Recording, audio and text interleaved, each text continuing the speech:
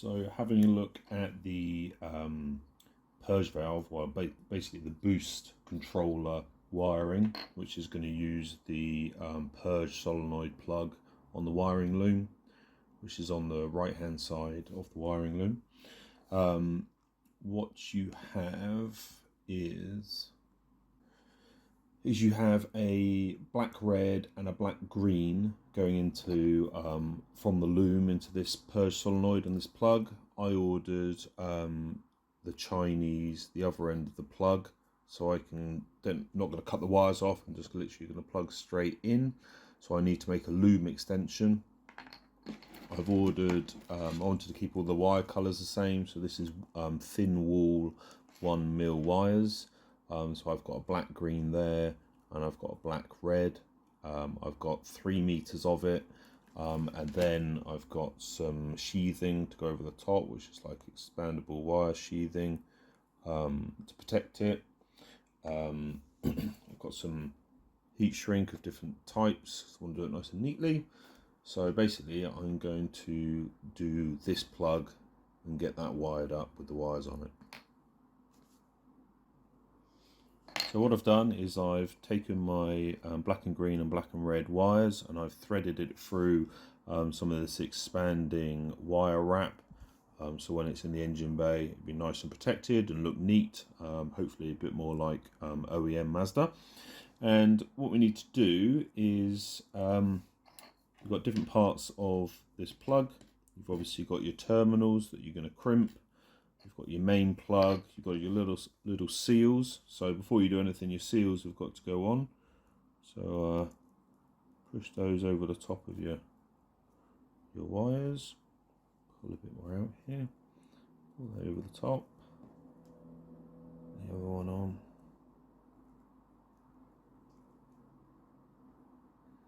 Okay.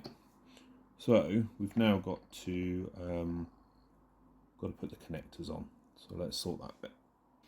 You've then got different parts of your connector. You've obviously your plug. You've got your terminals. Go around that way. Terminals. You've got your little seals. So I've pushed the seals onto there. And then what we need to do now is connect these terminals. So you don't need very much. So on your terminal, you've got 2 bits that fold over. You've got a bit here and a bit there. This bit here, this first bit, is the bit that clamps onto the exposed wire, and then the bit out here is to clamp onto your outer sheathing of the wire to hold it tight. So really, you only need a tiny amount of amount stripped off. So let's see if we can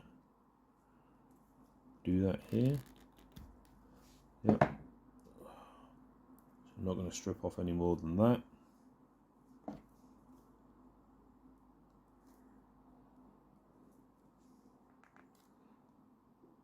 Yes, I really need proper wire strippers, but these will do. Okay, so give those a little bit of a twist. And then we'll get in these terminals. Like I said, you want it lined up so the exposed bit is only on that inner bit, and then you've got sheathing that's going to be trapped by that. You then want some wire crimpers with ends like these that turn those bits over, and obviously they're different sizes. So I think it's that middle one we want, and we want it around the other way. So let's get that in here.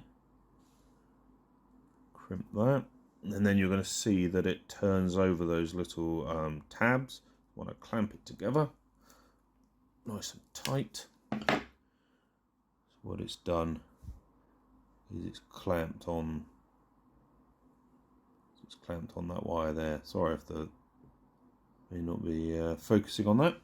And then obviously we've got the bit with the sheathing, so same again, get that bit, clamp that down, and then that grabs onto the outer sheathing. A bit like doing a mains plug when you have the little bit at the end that you screw down with the 2 screws that holds onto the outer sheathing. So that's great. So that's that. Obviously you've got to do one for the other side now.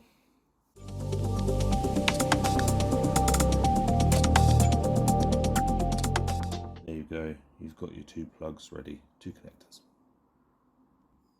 So working off my picture here, we've got this plug that's going to be going, so the rib goes at the bottom, and these two bits that click in are the bits that click into this top part of this plug. So it's going to go in like that. So you want your black red on the left hand side of this plug. So let's put that in. Push that in. I think that's the way around it goes. I don't think it matters, but let's have a quick.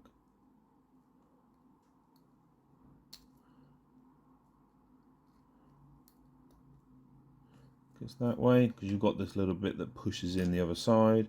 So that goes in there. Then get the other side in.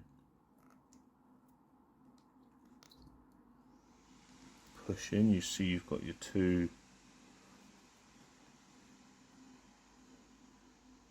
You've got your two tabs sticking through. You can't really see it that well. You've got that. You push those in nice and hard. Then you've got your seals. Your seals push into your end. May need to get a little screwdriver for this. I haven't got one out at the moment, but basically you get the idea.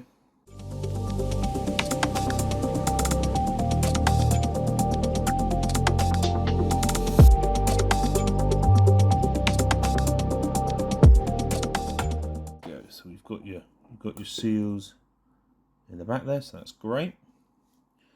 And then you've got this plastic bit that looks like it only has one way to go round on the plug. I'll have to try and work out which way that is. I think it's that way.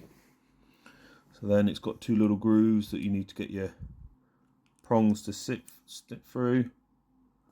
And then push that down. Don't know if that's gone in as far as it should. So I had the yellow bit upside down. Well, I believe I did. So let's try again.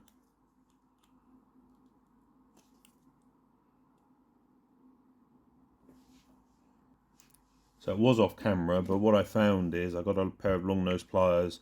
I just grabbed hold of the terminals and they just pulled in about another 3 mil each side, each one of them. And then I've pushed the yellow. I don't know if it actually locks it, but it basically keeps the connectors straight when you go into the other connector. So that is the connector that's going to go into the purge valve. So it's going to connect into the standard loom.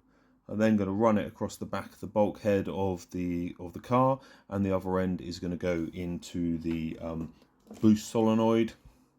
Here I'm going to trim this back, and then I'm going to use some heat shrink, heat wrap, just to tidy that up, to stop it fraying and neaten it up.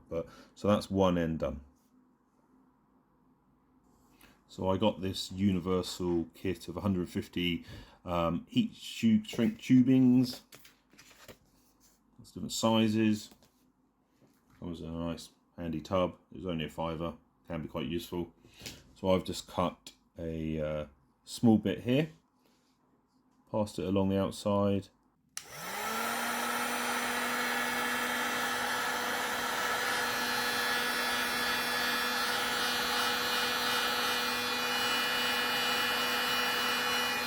Ooh, that's kind of hot.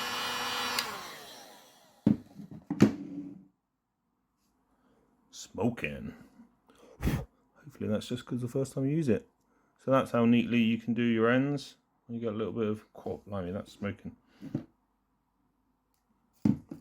Wowzers. Might have to open a window. So looking at a bit more of the boost controller wiring.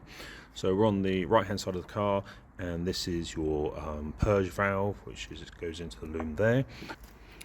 So you can, after you've done a couple of these ties on this, you can bend the loom piece back for the purge valve, and you can run it across the back of the firewall. I'll do that obviously neatly when it's done.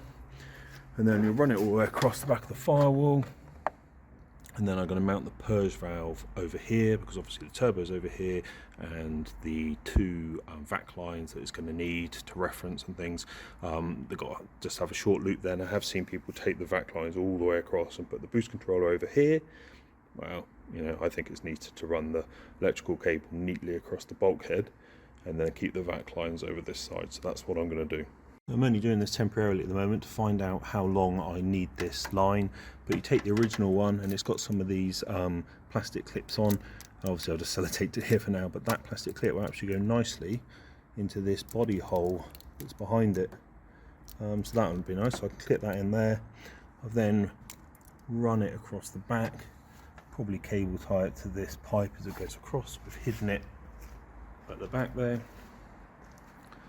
And I was debating over here how to do the purge valve. So this is pairbird purge valve, connector I bought on top. There's no wires or anything in it at the moment. So I thought about doing it here, but then I didn't like the angle of that. Then I thought about angling it, but then I didn't like it angled. Then I thought about putting it down here. Still not too bad. What I thought is probably, trying to hold it with one hand, is probably over here, because the two lines you need are that one and this front one. This one is the vent, so it's the other two. So you could loop, so I just set that down, you could loop one feed around into that, and then this one can come straight over into the turbo wherever it needs to go, and I can put all the electrical gubbins together in the corner there. So I think that's the one I'm going to go for.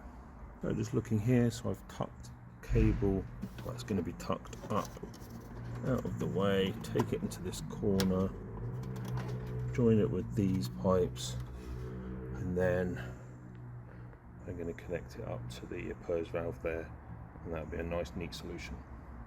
So with the wiring into the purge valve, there is actually a positive and negative. I didn't think there was, but a little bit more research. So on here it does actually say have a little negative sign there, a little positive sign there, and I'll put a diagram up of the wiring diagram for the Mazda.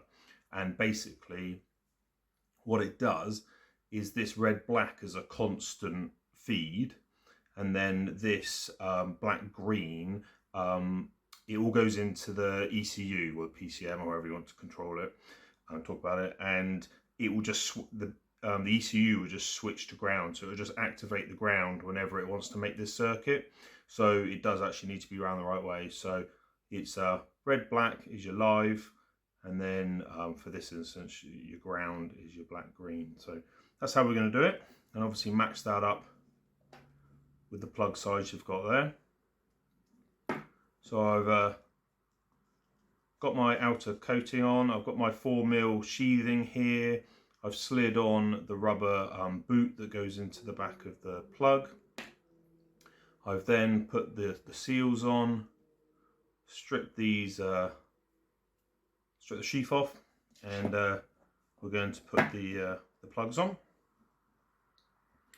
So let's get this in there. So as always with these, you get the two crimping areas. You get the front one, which is to crimp around the cable, and then the other one is to crimp around the sheath to give it strength.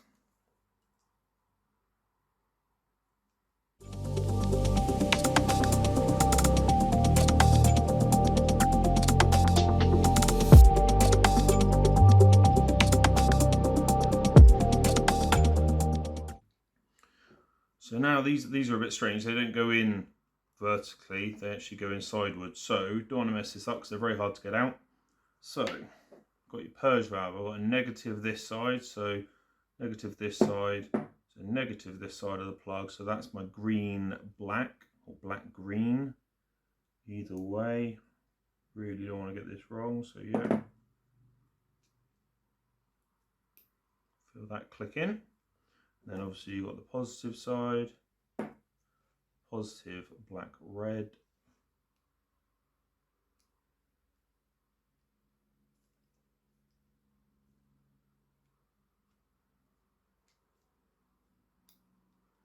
it's clicked in. Then you've got your little seals.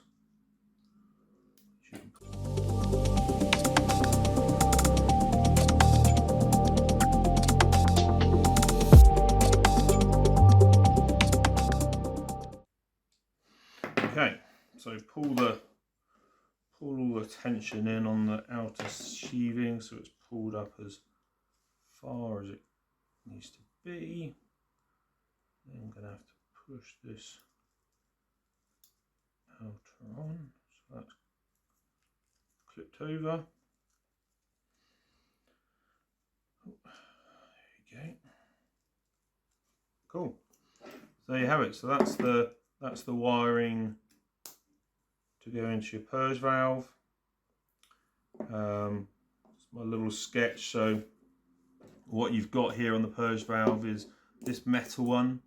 That's the feed in from the turbo housing, from like your little snail on the cold side. That's your feed in. This one is an out to the wastegate actuator, and then this one is a vent purely for venting off excess. So pretty simple device. I'm going to bolt it to the side of the wing, route the pipe in nicely here. This one will go straight to the turbo actuator, and this one's just a blind vent. So should be fine. The only other thing is just to let you know how long this cable is, so bear with me. So the length from the back of the other, so basically the back of the other plug to the back of this one is 1 meter 43 to there, so that's about what your length is, 1 meter 43. Yeah, and that's another bit of the wiring done. Sorted. So this is the purge valve. This is a vacuum line coming from the intake manifold, and it connects to a hard line down here which goes back to the charcoal canister. Because the electronic boost controller needs this wiring, I'm going to basically disconnect this somehow. I want to work out how the plug works. And I'm going to use this vac line for some other vacuum bits for the turbo. I'm going to put a pipe on, hose onto the end of this hard line, and I'm going to put a little filter on it, and I'm going to filter it maybe into the wheel arch, somewhere outside of the engine bay. So that should be fine. Some people talk about smell of petrol, things like that. I've had kit cars in the past where the fuel tank is just open vented that way, no charcoal canister. It's been absolutely fine. So let's just see how that goes. So I'm basically going to remove this lot.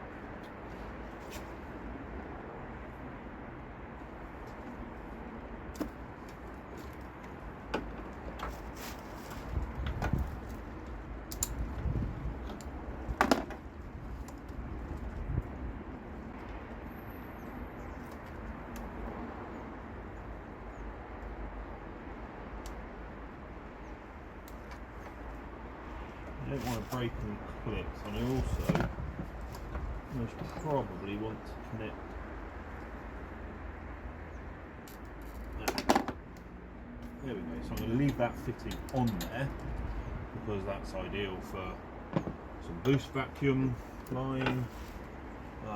Same I'm going to do down here. There's another fitting. I'm just going to pull the hose section of it off.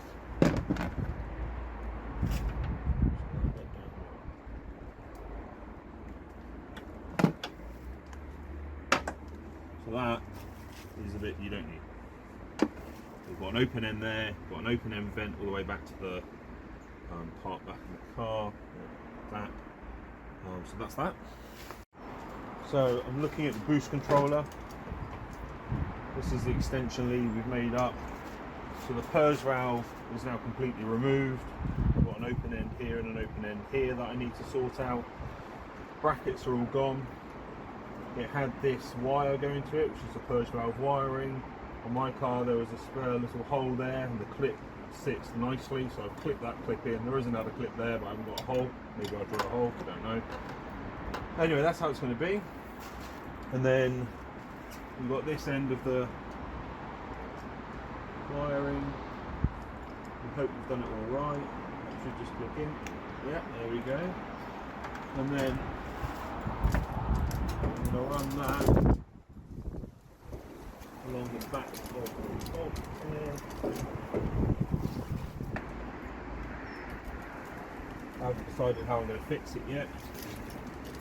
basically neatly come around here, thread it under this washer. Actually, I'm going to thread it under the wiring loom and the washer one. And that brings me out here. So this is your Peerberg boost controller, electronic boost controller. Plugs into your other end of your made up thing. And then what I'm thinking is most probably in there. And then you've got the metal bit at the back is the booster vacuum line from the snail. This one goes to the actuator, because basically what this is doing is it tricks the actuator, makes the actuator, even though there may be 15 psi, it will trick the actuator to think there's maybe only 10. So that's the idea of a boost controller. And then this is your vent. I might just let it vent there, or I might just put a little bit of vac line and just put it down a little bit further. But I think there is probably going to be my best bet. Very breezy out here today, you probably hear the wind. So I put a bit of masking tape here, put my boost valve, boost controller there, mark the holes. These are going to take M5. You could probably take the guard off and get a nut on the back if you don't have any riv nuts. I'm going to put an M5 riv nut into here and then secure that with some nice stainless bolts. So these are the M5 riv nuts. These aren't aluminium ones like the M6 was. These are mild steel but plated. As you can see, they've got quite low heads, so they nearly go flush. So really quite good for when, you know, trying to get something right against the panel rather than it being stuck out a little bit. Haven't got the right tool, it's at my dad's, to squeeze it up today, but that is done, and I'll just show you how it looks. So that is the boost controller in and done on that wing. Looks good, nice and neat.